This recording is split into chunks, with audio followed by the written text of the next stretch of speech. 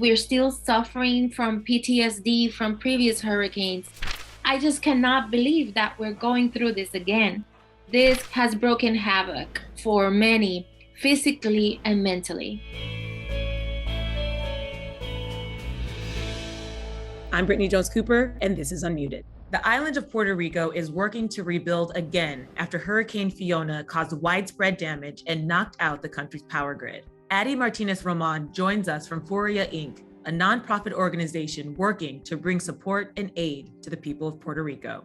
We see Puerto Rico in this state of constantly having to rebuild. Can you give us an update of what you've seen and heard from your team there? I came to Washington, D.C. to advocate on the 5th anniversary after Hurricane Maria. It has been 5 years of continued disaster. When I got here, Hurricane Fiona hit Puerto Rico. What has transpired is a devastation that really took us by surprise. Receiving messages, text messages of desperation from our community leaders is heartbreaking. Other than keep the work going that we were already doing, we have to organize an emergency response. There was widespread flooding.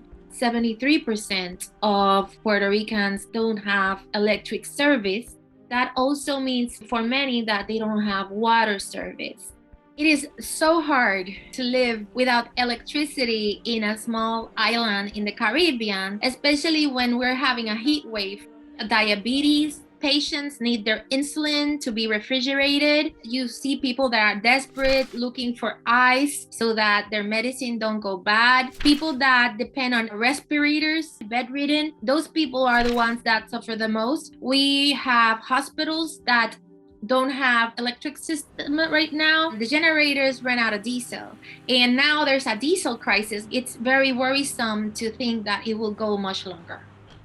The power grid has been the focus for many who question why it wasn't repaired after Hurricane Maria, when the power was out for months. Can you explain what's been happening with the power grid since then? The power grid after Irma and Maria was actually privatized. Puma Energy has not performed effectively. We have been getting countless blackouts since they took over. They swore together with the government of Puerto Rico that they were prepared. They did not have experts that are certified to do the job that needs to be done. When you privatize something that is essential, like the electricity, you always run the risk that the priority of this company is not going to be the public well-being. It's just going to be how are they going to make profit? How are they going to survive economically? It is not acceptable not to have been prepared and thinking about how climate change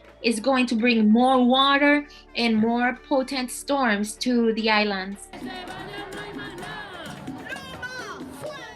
Your passion is very clear for Puerto Rico, and you founded the nonprofit FURIA in 2018 to address some of these systemic issues and strengthen community on the island. What inspired you to start that work? When the hurricanes hit Irma and Maria, it was evident to us that all this money that was coming in creates an economy that can promote displacement of our communities. I think it's more a problem of oppression, how disaster recovery becomes this economy, that private interests then become like vultures and the money actually does not get into the most needed. That's the reason for us that it was so important to organize something that will accompany community leaders. Those are the people that live in low-income communities that have had to fight for their existence and their well-being since before the hurricanes.